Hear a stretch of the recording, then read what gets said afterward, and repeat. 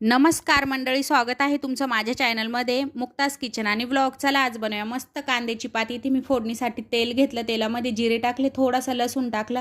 लसूण गुलाबी झाल्यानंतर कांद्याच्या पातीला पुढे जे कांदे असतात तेच मी बारीक कट करून घेतले. 2-1 मिनटं त्यांना परतवून घेतलं.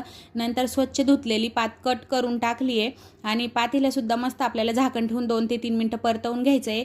मसाल्यासाठी मी इथे शेंगदाणे घेतले 4 ते 5 मस्त तिखटवाले हिरव्या मिरच्या घेतल्या.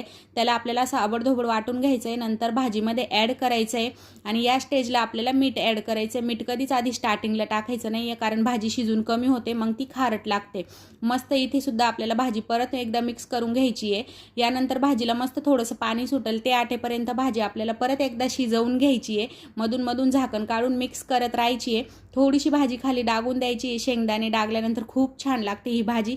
बाजरीच्या भाकरीसोबत अप्रतिम लागते. नक्की ट्राय करा आणि चॅनलला लाईक, शेअर, सबस्क्राईब करा. बाय.